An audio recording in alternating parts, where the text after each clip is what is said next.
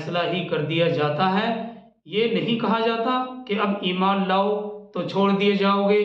ایمان لانے کی جتنی بھی مہلت ہے اسی وقت تک ہے جب تک حقیقت بے نقاب نہیں ہو جاتی۔ حقیقت کے بے نقاب ہو جانے کے بعد ایمان لانے کا کوئی فائدہ نہیں ہے۔ اب اس کے بعد جو آیت 9 آ رہی ہے، قرآنی لحاظ سے یہ آیت بڑی اہم ہے۔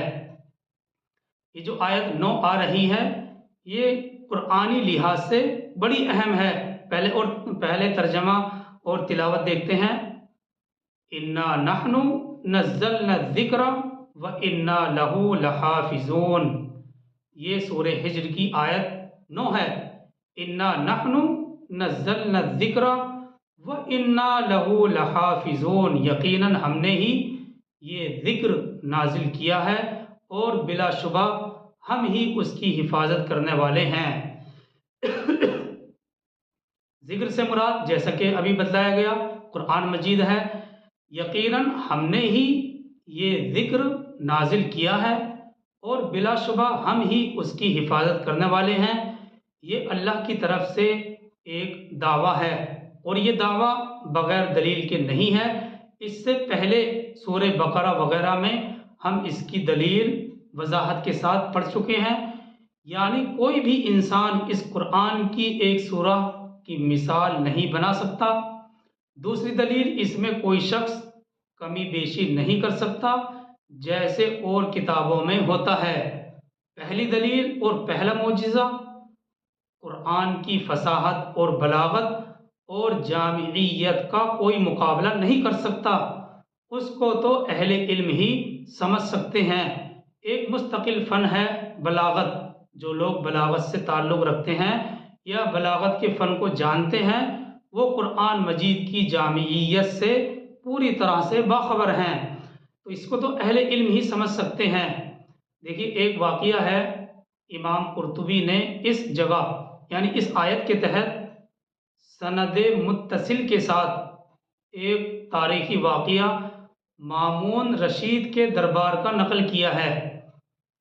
خلاصے کے طور پر مامون کی عادت یہ تھی کہ کبھی کبھی اس کے دربار میں علمی مسائل پر مذاکرے ہوا کرتے تھے جس میں ہر اہل علم کو آنے کی اجازت ہوا کرتی تھی۔ ایسے ہی ایک مذاکرے میں ایک یہودی بھی آ گیا جو شکل و صورت اور لباس سے ایک ممتاز آدمی معلوم ہو رہا تھا۔ اس نے گفتگو کی اور وہ بھی بہت عاقلانہ گفتگو تھی۔ مجلس ختم ہو گئی تو مامون رشید نے اس کو بلا کر پوچھا کیا تم اسرائیلی ہو؟ اس نے اقرار کیا ہاں۔ مامون نے کہا کہ اگر تم اسلام قبول کر لو تو ہم تمہارے ساتھ بہت اچھا سلوک کریں گے اور انعامات سے بھی نوازیں گے۔ اس نے جواب دیا کہ میں اپنے آباء و اجداد کے دین کو نہیں چھوڑ سکتا۔ بات ختم ہو گئی اور یہ شخص چلا گیا۔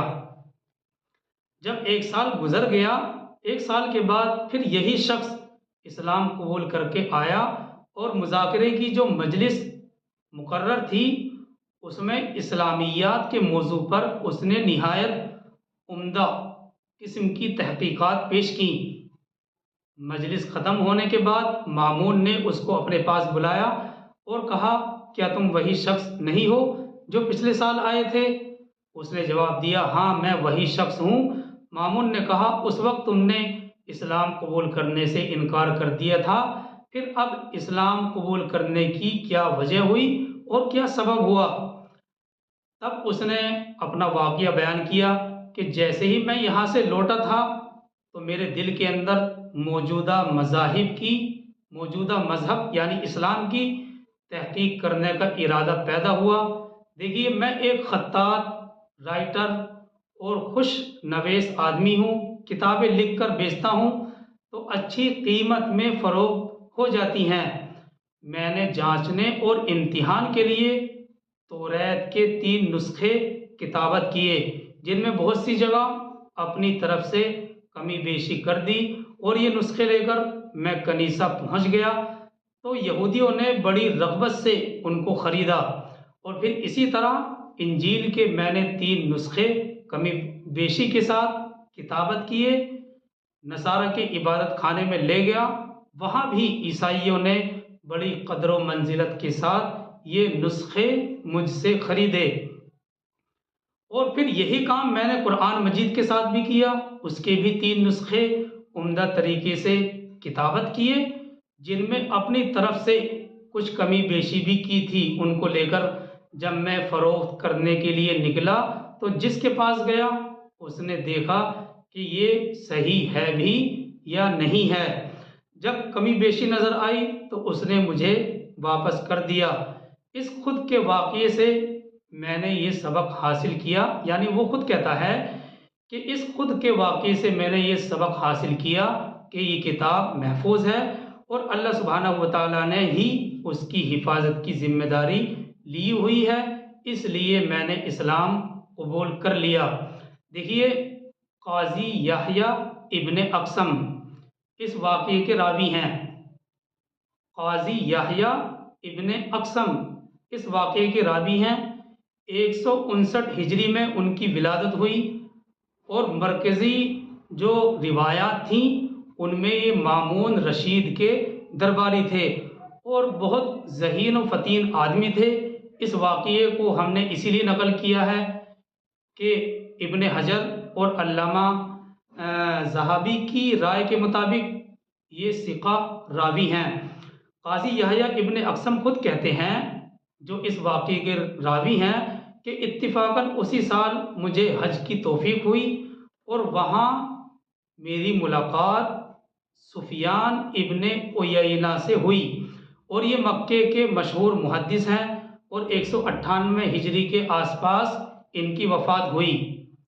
198 हिजरी के आसपास उनकी वफ़ात हुई। तो बहरहाल याह्या इब्ने अक़सम कहते हैं, मैंने ये सारा वाक़या उनको सुनाया कि हमारे साथ ये वाक़या पेश आया, तो उन्होंने कहा बेशक ऐसा ही होना चाहिए क्योंकि इसकी तस्दीक कुरान में मौजूद है। याह्या इब्ने अक़सम ने पूछा कि कुरान की कौन सी आयत है? तो फिर आपने वजाहत के साथ ये बयान किया, जिसका खुलासा ये है कि तौरात और इंजील की हिफाजत की जिम्मेदारी अल्लाह सुब्हानहू व तआला ने यहूद और नसारा को सौंपी थी।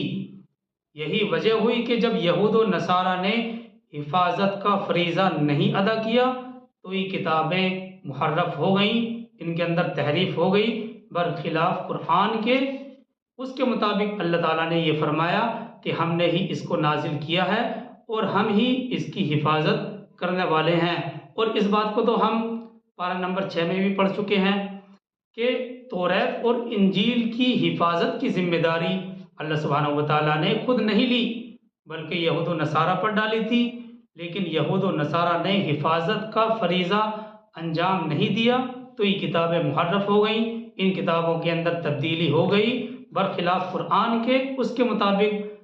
उसके मुतालिक अल्लाह ने फरमाया कि हमने ही इसको नाजिल किया है और हम ही उसकी हिफाजत करने वाले हैं। और ये सूरह हिज्र की आयत 9 जो चल रही है, ख़त्मे नबूवत पर भी बहुत बड़ी दलील है, क्योंकि सूरह माइदा की आयत 3 में 3 के हवाले से हिदायत का दर्जा मुकम्मल हो गया और इस आयत के मुताबिक वो महफूज भी हो गई। तो अब अगर हम इन दोनों आयतों को मिलाते हैं तो मालूम होता है कि वही के जारी रहने की ज़रूरत भी ख़त्म हो गई। तो इस लिहाज से ख़त्मे नबूवत पर भी ये आयत सूरह हिज्र की आयत नंबर 9 बहुत बड़ी दलील है, क्योंकि सूरह माइदा की आयत 3 के हवाले से हिदायत का दर्जा मुकम्मल हो गया और इस आयत के मुताबिक वो वही महफूज भी हो गई, तो वही के जारी रहने की ज़रूरत भी ख़त्म हो गई। चुनाचे अब इसके बाद अगर कोई नबूवत और वही का दावा करता है तो वो अपने दावे में सिर्फ झूठा ही नहीं है बल्कि कज़्ज़ाब है, यानी निहायत झूठा है। तो ये आयत 9 से मुताल्लिक वजाहत थी। आयत 9 तक वजाहत सामने आ गई। अल्लाह ताला हम सबको अमल की तौफीक अता फरमाए। सुब्हानल्लाहि व बिहम्दिही, सुब्हानकल्लाहुम्मा व बिहम्दिका, व नशहदु अल्ला इलाहा इल्ला अंता व नस्तगफिरुका व नतूबु इलैक। सुब्हान रब्बिका रब्बिल इज़्ज़ति अम्मा यसिफून व सलामुन अलल मुरसलीन वल्हम्दुलिल्लाहि रब्बिल आलमीन।